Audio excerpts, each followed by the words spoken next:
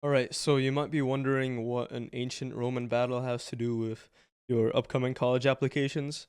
And I'm gonna be honest, probably not incredibly much. And I might just use this as an excuse to talk about this really cool battle for which Julius Caesar is actually famous for. And kind of try and link whatever I can to try and help you with your college applications. Because if you're anything like me, you're probably procrastinating that shit. um, but anyways, I just wanted to talk about this really insane battle that happens around 52 BC in what is now Rome. And back then it was called Gaul. And Julius Caesar had basically taken over like 99% of it. But there was still 1% left. And that was this city called Alicia. Alicia. Now, I'm gonna talk about kind of the logical steps, the tactical steps Julius Caesar went through in this battle, and I'm gonna link that to how you can approach your college applications in the same logical pattern. Right, so basically, in Alicia was a coalition of a few of the Gallic tribes. Now, back then, Gaul wasn't one nation, it was just a bunch of these random tribes scattered all around. That's why Julius Caesar's divide and conquer tactic worked so well. But there was one dude named Vercingetorix, if I can spell his name right. Getorix. Their names are crazy. There was this one dude who basically assembled a bunch of these tribes after seeing how, like, all of their friends basically got railed by Caesar. He's like, yo, we should come together and, like, not die instantly. So that's kind of what he did. But Caesar being Caesar, he chased them down and surrounded them in the city. Now, usually what happens in a siege is that the city has its own walls that they defend. And, I mean, they did have some walls. But what Caesar did is he built their own walls for them. Caesar basically took his men and told them, okay, I give you like 2 days and I need you to build all of these walls around them so they cannot escape. What Caesar did was he basically cut off all of their resources and all of their contact to the outside world. And that is your first step to destroy your college applications. You have to socially isolate them from the rest of the world. All right, now what this actually practically means is I want you to take all of your worries, all of your like plans, all your like future applications, put them down on a piece of paper and stare at them, because keeping all that stuff inside your head, that is impossible. No one could do that. If Julius Caesar, if he had to pick off like each one of these little troops one by one in like the forests of France, that would not happen. So I want you to isolate and put all of your colleges in one place where you can keep staring at them and make that your priority. I want you to wake up in the morning and like stare at your ceiling and there's like a list of your colleges. Because if colleges are not your priority, you're going to keep procrastinating because this is going to be easy. It's going to be so much easier to get distracted. But the first step is to build this wall around them to make them your priority. And the second thing this actually does is that it kind of guarantees that you win. It guarantees that you beat these colleges, that you apply and you succeed. Because I think a very common reason people procrastinate is that they're very scared of like failing. Like there's this big daunting task, and if I fail, like the consequences are going to be severe, so I procrastinate doing it, so I procrastinate those like possible consequences. But if you do this, there's no reason to procrastinate because you genuinely cannot lose. If you genuinely try, you cannot lose with this strategy. Because isolating them as like this one big group is only the first step. The next step is employing Caesar's amazing tactic of divide and conquer. Because let's say, I kind of forgot to actually show this. I had these hidden. That's my bad. Alright, you have these colleges in here. And what you can now attempt to do is you're staring at this list of like 50 colleges. That's still too much. That's too daunting. You just stare at one at a time. Frick. Okay, you just stare at one at a time. Now, this sounds very basic, and it is, because the tactic itself is very basic. If you just stare at one of these, your brain is gonna like instantly think, okay, this isn't that bad. And if I fail, like, oh, it's only one college. It's not like I'm just not getting in anywhere, right? That won't happen, I hope. Because, you know, I'm also a senior, and I also have college apps. My first one is due in like 2 days. So one can only hope. But anyways, this divide and conquer tactic actually kind of comes to fruition in the second part of Caesar's plan, which actually was kind of unexpected because, okay, he has them surrounded in this wall. He's just kind of waiting for them to like start like dying of thirst and like lack of food, hunger, and like surrendering.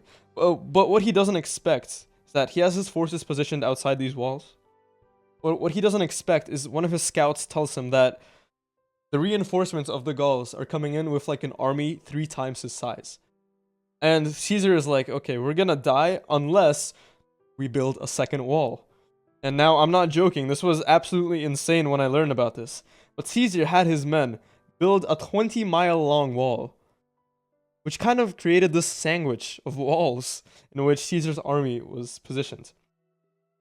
Now, no sane person would like look at this and say that is a good idea and that's gonna work. But Julius Caesar wasn't just insane. He was really good at being insane because this actually worked. So when the reinforcements of the Gauls came in, there was like tens of thousands of them. When they came in and saw the wall, they were like, yo, are you are you actually kidding me? Because this wall was decently strong and Caesar had his men protecting it. Oh my god, I'm voice cracking. I need water. But basically, the whole reason this worked is the second part of your plan. You need to build a second wall to keep out the reinforcements of the colleges. Because the colleges, they always send for reinforcements, and you know them very, very well. They are all of the distractions that keep you from completing your college applications. They're all of the reels that you scroll, they're all of the YouTube videos you watch, all of the whatever you you know what you do. Because if you're distracted, you obviously can't fight these colleges. You can't complete your college apps, and they know that. And these distractions, I mean, I'm extending the metaphor a little too far, but you get what I'm saying. So you need to build the second wall to keep out the distractions. Now, of course, that's easier said than done. But then again, building a 20-mile long wall isn't as easy.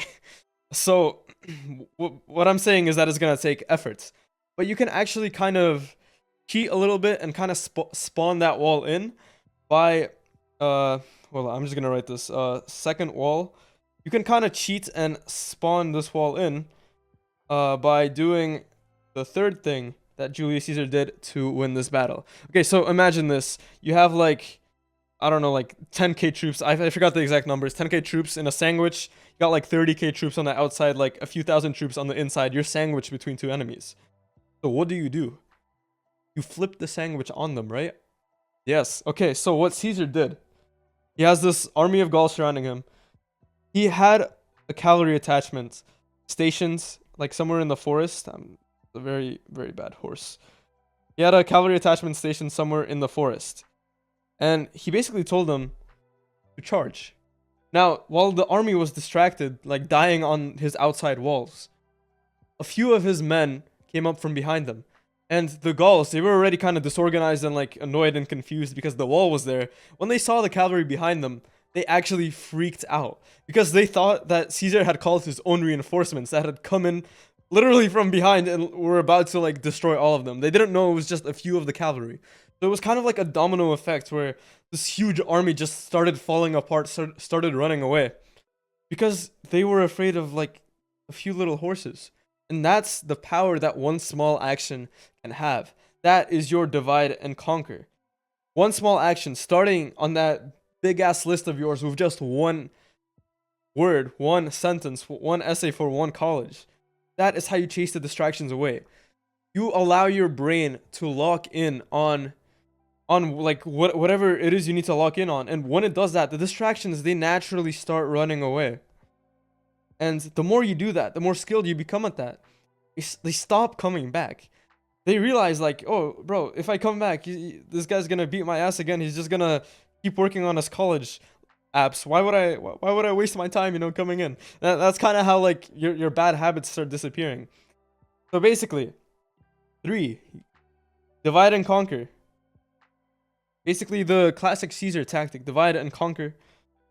I need you to just start one action. I don't know what I'm writing here. One action. One action that you know is the most important, that you know is the most urgent, that you know will kind of trigger your own domino effect, where you start this one thing and like your mind just like disappears. You do it in like 2 hours, and you're like, wow, that wasn't that bad. And then boom, next college. Then boom, next college, and then you win.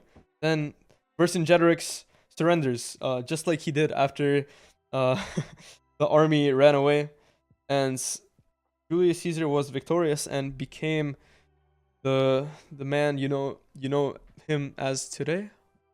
He became the man that you know. And actually, the funny thing is, after this battle where he conquered 100% of Gaul, well, he actually kind of came home like a traitor, which was pretty funny because there was this dude Pompey that like really didn't like how successful he was. But that's a story for another day. So hopefully this kind of entertained you, and hopefully you learned something. Even though I'm not a historian, this is probably not 100% accurate. Just a disclaimer. But hopefully you're gonna actually start working on your college apps because, bro, you got like 2 days if you're applying anywhere October 15th, and like only like a few weeks for early action and stuff. And I guess if you're applying RD, like yeah, you still have time. Just don't procrastinate anymore because there's no point. Like you're just gonna get swarmed by like all the Gauls. You know what I'm saying? Okay, this is getting cringe. All right. Thank you. Subscribe. Go do some push-ups.